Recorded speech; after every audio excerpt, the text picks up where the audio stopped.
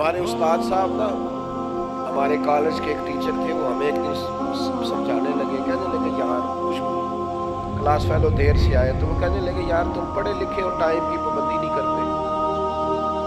کہنے لگے میرے والد ان پڑھ ہیں، تمہیں تو تعلیم کی فکر ہے نا، تم نے تو علم کی بات کرنی ہے نا، علم کی فکر ہے تمہیں، سمجھنے کی تمہاری شعوری زندگی ہے۔ کہتے میرے ابا جی نے 2 بھینسیں رکھی ہوئی، انہیں 2 بھینسوں کی فکر ہے۔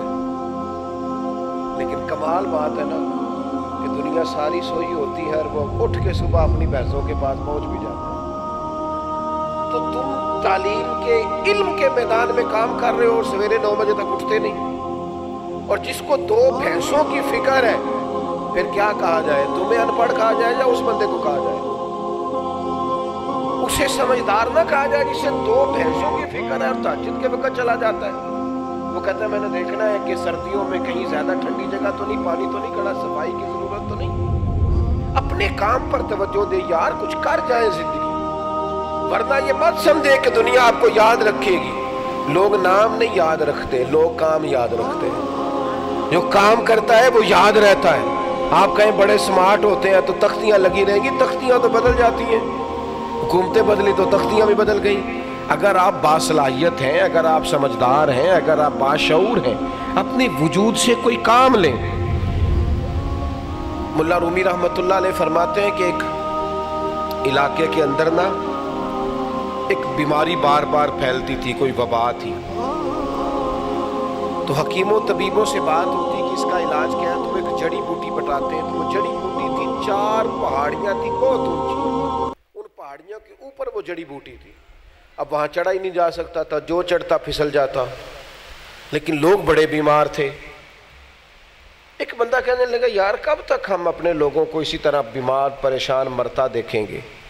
اگر وہاں علاج ممکن ہے تو اس تک پہنچنا چاہیے۔ اس نے ہتھوڑا پکڑا۔ میری بات کی سمجھ آ رہی ہے؟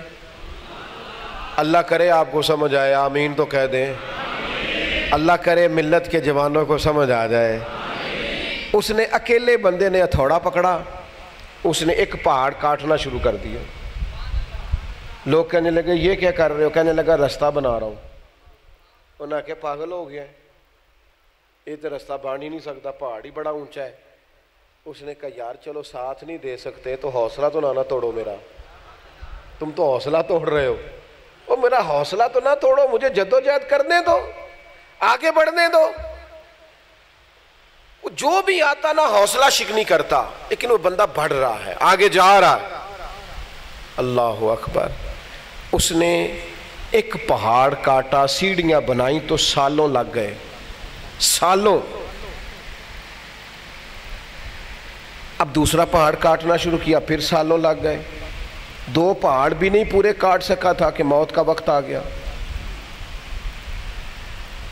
اب لوگ تانے دینے والے اس کے پاس آئے کہ کیا حاصل ہوا، تو نے کیا کمایا، کاٹ تو سکا نہیں، نتیجہ کیا نکلا؟ موت کا وقت آ گیا اور ابھی 2 پہاڑ کٹے ہیں، 2 باقی ہیں۔ وہ کہنے لگا تم بیوقوف ہو، میں الحمدللہ کامیاب ہو گیا ہوں۔ انہوں نے کہا تو کیسے کامیاب ہوا ہے؟ وہ کہنے لگا میں نے آدھا سفر تو آسان کر دیا کہ نہیں، اب جو میرے بعد آئے گا نا سفر شروع کرے گا، وہ صفر سے نہیں شروع کرے گا۔ میں نے 50% سفر آسان، ہم نہ 50% کرنے کو بھی تیار نہیں، ہمارا مزاج نہیں۔ ہمارے بزرگوں کا یہ طریقہ تھا کہ وہ کہتے تھے میں اپنے حصے کی ڈیوٹی کروں گا، میں اپنے حصے کی جدوجہد کروں گا، میں کوشش کروں گا، میں ہمت کروں گا، میں آگے بڑھوں گا۔ ملت کا جوان سارا دن فارغ گھومتا ہے، وہ تبصروں میں وقت گزارتا ہے، وہ کہتا ہے فلانا کام کرے، بھئی تو کیوں نہیں کرتا؟ اور اگر تو کہتا ہے میں کمزور ہوں، میری کون سنے گا، تو یہ تیری بھول ہے۔ تو ہمت کر۔ بندہ ہمت کرتا ہے، باقی کام کو ابلاغ اور کام کو پھیلانا یہ رب کریم کے دستے قدرت میں ہے۔ ہم جد و جہد نہیں کرتے، ہمارا وقت ضائع ہوتا ہے، نتیجہ کیا نکلتا ہے؟ موت کا وقت آ جاتا ہے، پچھتاوے ہی پچھتاوے لے کے دنیا سے چلے جاتے ہیں، کاش کاش بولتے ہی دنیا چھوڑ جاتے ہیں۔ آپ دیکھیے لوگوں نے کتنی جد و جہد کی، اور کوئی کام بھی، میرے نبی پاک صلی اللہ تعالیٰ علیہ وسلم نے فرمایا جو رستوں سے تکلیف دہ چیز کو دور کر دے گا اللہ اسے بھی صدقے کا ثواب عطا کرے گا۔ راہ چلتے ہوئے جو چیزیں تکلیف دیتی ہیں وہ تکلیف دہ چیزیں دور کر دیں، بس اس پر بھی اللہ صدقے کا ثواب دے دے گا، لیکن ہم اس کے لیے بھی تیار نہیں ہوتے۔ اپنی زندگی سے اپنے معاملات پر غور کریں، اپنے آپ سے کوئی کام لیں۔ میں آج چونکہ ختم شریف کا چہلم کا موقع ہے تو یہ بچہ چھوٹا تھا جو دنیا سے رخصت ہو گیا۔ دنیا میں آنے کی ترتیب ہوتی ہے کہ پہلے دادا آئے گا، بیٹا آئے گا، پھر پوتا آئے گا، جانے کی کوئی ترتیب۔ ہم کس بات کا انتظار کر رہے ہیں؟ بوڑھے ہو جانے کا، معاذ اللہ بیمار ہو جانے کا، فرشتہ اجل کے آ جانے کا؟ کس بات کے منتظر ہیں؟ ہمارے پاس ہمت ہے، طاقت ہے، صحت ہے، کوئی کام کیا جائے۔ بس ایک بات ذہن میں رکھنی ہے، کام با مقصد کرنا ہے، بے مقصد۔ بہت سارے لوگ محنت کیے جاتے ہیں پر کرتے بے مقصد ہے۔ با مقصد کام بے مقصد نہیں۔ حضور علیہ السلام نے فرمایا خوبصورت مسلمان وہ ہے جو بے مقصد باتوں کو چھوڑ دے۔ فضول کا وہ ہارون رشید بیٹھے تھے نا، تو ایک شخص آیا، اس کا نشانہ بڑا ٹھیک تھا۔ اس نے آ کے کہا بادشاہ میں کرتب دکھاؤں گا، آپ سے انعام لوں گا۔ کہا دکھاؤ۔ کچی دیواریں ہوتی تھی، اس نے ایک سوئی پھینکی تو دیوار میں جا کے لگی، دوسری سوئی پھینکی تو وہ پہلی والے کے سوراخ میں، جو پیچھے سوراخ نہیں ہوتا دھاگا ڈالنے والا، نکا جس کو کہتے ہیں، اس میں جا کے وہ لگی، تیسری پھینکی تو دوسری میں جا کے لگی، 12 سوئیاں۔ اس طرح اس نے نشانہ لگایا کہ لوگ دنگ رہ گئے، پورا حال واہ واہ سے گونج اٹھا۔ لوگوں نے 100 200 400 انعام دینا شروع کیا۔ اس کا خیال تھا ہارون رشید بیٹھا ہے تو بڑا انعام ملے گا۔ بادشاہ کی طرف دیکھ کے کہنے لگا میرا انعام، تو بادشاہ کہنے لگا اس کو پکڑو، باہر لے جا کے ستون کے ساتھ باندھو اور 80 کوڑے مارو۔ اس نے کہا یار کمال ہو گئی ہے، میرا خیال تھا بہت بڑا انعام ملے گا، تو کوڑے مروا رہا ہے، وجہ؟ تو بادشاہ کہنے لگا وجہ یہ ہے کہ اللہ نے تجھے اتنا اچھا نشانہ دیا ہے اور تو مداری گر بن گیا ہے۔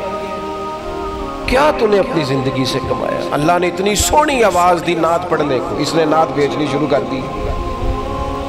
اللہ نے سونی آواز دی قرآن پڑھنے کو، اس نے معاذ اللہ آواز بیچنی شروع کر دی۔ یہ کہتا میں 40,000 تقریر کا لیتا ہوں۔ او خدا کے بندے، اور بھی تو بڑے لوگ ہیں نا، تو یہ دیکھ کہ خدا کا فضل ہے کہ تیری بات سنی جاتی ہے۔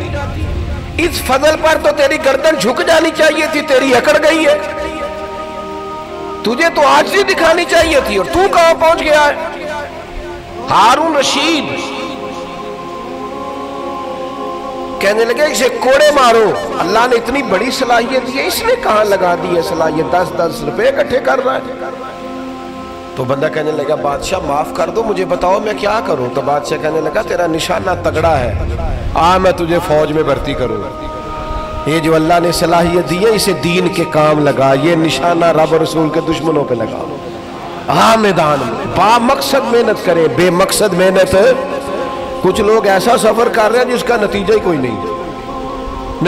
نہیں۔ اپنی زندگی کو با مقصد بنائیں، ایام کو شمار کریں۔ اللہ کے رسول صلی اللہ تعالی علیہ وسلم نے فرمایا ہے کہ جب صبح سورج طلوع ہوتا ہے تو دن اعلان کرتا ہے کہ میں آج آیا ہوں، آج کے بعد دوبارہ نہیں آؤں گا، اگر کچھ کرنا ہے تو کر لو۔ آج آیا ہوں، آج کے بعد دوبارہ، آج جس کا جو کام رہ گیا سو رہ گیا۔ دوستو کیوں نہ اپنے لیے کچھ جمع کریں۔ مجھے ایک بزرگ کی بات بڑی اچھی لگی، وہ کوئی ایسا کوئی خانقاہی تعارف رکھنے والے بزرگ نہیں، ویسے سیانے بندے بزرگ آدمی۔ میں نے ان سے کہا کہ آپ بڑے مجھے اچھے لگتے ہیں، سنجیدہ فکر ہیں، کوئی بات ہی بتائیں۔ تو کہنے لگے میں نے اپنی زندگی خادم بن کے گزاری ہے، مخدوم نہیں۔ زندگی خادم، مجھے مخدوم بننے کا شوق نہیں آیا۔ میں نے کہا کیا مطلب؟ کہنے لگے پہلے خدمت کی ہے ماں باپ کی، اللہ نے موقع دیا تو جہاں تک ہمت تھی بہن بھائیوں کی، پھر خدمت شروع کر دی بیوی بچوں کی۔ کہتے ہیں اب اللہ نے توفیق دیا تو پوتے بڑے ہو گیا تو میرا دل کرتا ہے ان کے بیاہ بھی میرے خرچے پہ ہی ہو جائے۔ اپنی زندگی میں نے خادم بن کے گزاری ہے، مجھے مخدوم بننے کا کبھی شوق۔ یہاں چونکہ علماء بیٹھے، ایک بہت بڑے عالم تھے علامہ عبد المصطفیٰ زرعی صاحب رحمۃ اللہ علیہ، شیخ الحدیث جامعہ امجدیہ کے،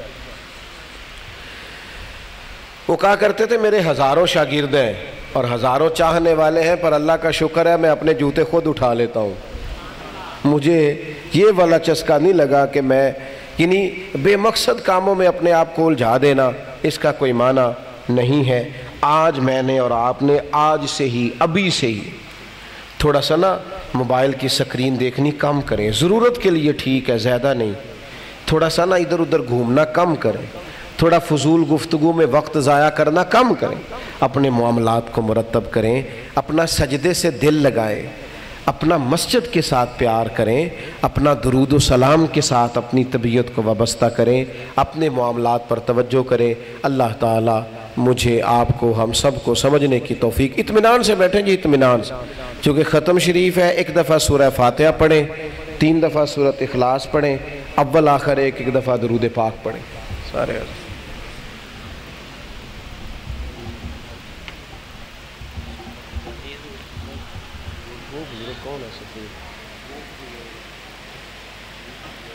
مولانا جلالی صاحب نہیں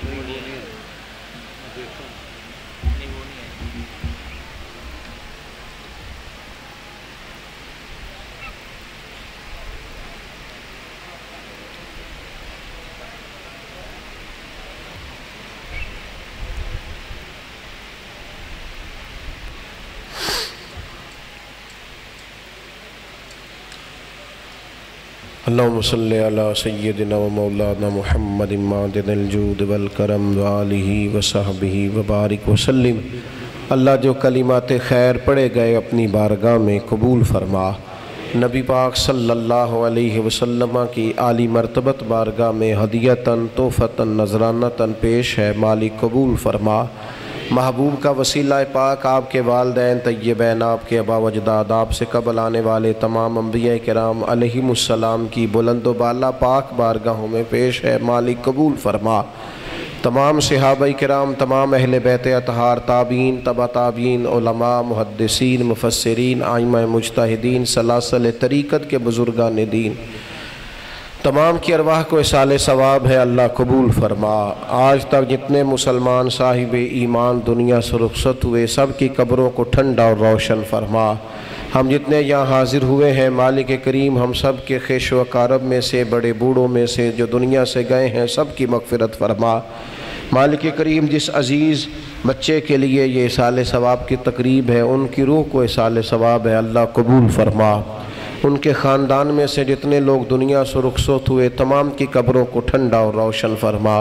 اللہ اہل خانہ کو صبر عطا فرما۔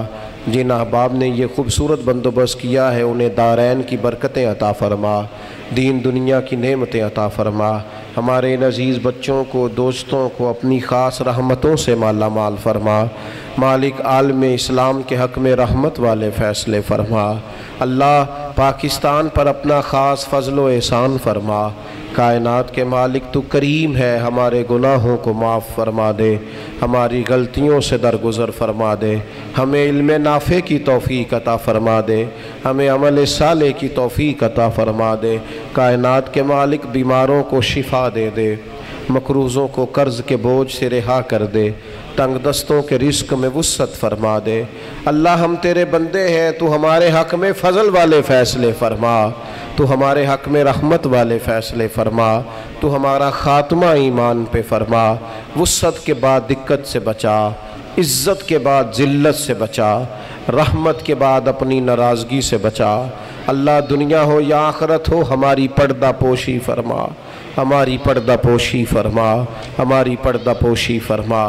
اللہم انا نسألک العفو والعافیۃ فی الدین والدنیا والآخرہ، رب اغفر وارحم وانت خیر الراحمین، وصلی اللہ تعالی علی حبیبہ سیدنا و مولانا محمد علیہ وسلم۔